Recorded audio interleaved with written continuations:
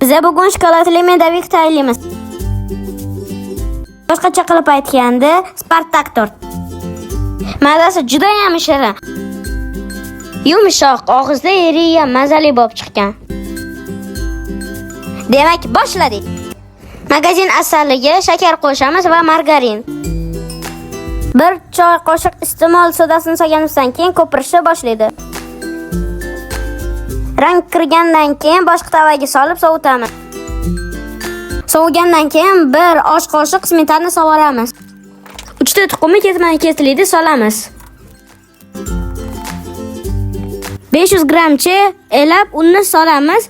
Yaxshilab aralashtirib olamiz. Ustidan kakao sepib olamiz va yana yaxshilab aralashtirib olamiz. Spartak tortida shokolad ham va asalli ham mazasi kelib turadi. Men ozgincha razrixitelь sovardim. Ko'rgan bo'lsanglar, uni 2 marta sovaman. Chunki sirazu ikkitasini solib bo'lmaydi bittada. Quyuq bo'lib qolishi mumkin xamir. Mana xamirimiz tayyor, shunaqa ko'rinishda bo'ladi. Xamirni bir xilda 3 taga bo'lib olamiz. Hammasini 3 ga bo'lib pishirib olamiz. 180 gradusda 5-10 minut pishadi. Har bir korjni o'lchab 3 ga bo'lib olamiz. Chetini urvoqqa qo'yamiz. Kremimizni qilishni boshlaymiz. 25% smetanani olib, shakar upasini solib aralashtirib olamiz. Magazin qaymog'ini oldim va mikserda ko'pirtirdim. Usta mashina shaklga kelgandan keyin smetanali masamizni solishni boshlaymiz. 2 ga bo'lib solamiz. Shu tariqa yumshoq kremimiz tayyor bo'ladi. Endi xamirni qo'yib, ustiga kremdan surib chiqamiz bir xil qilib.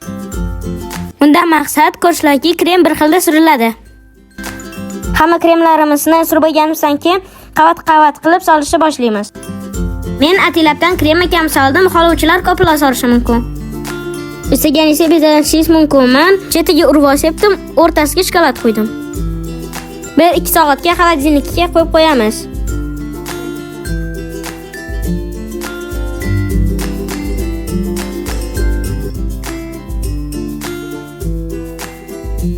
Albatta tayyorlab ko'ring, mazasi og'zingizda qoladi.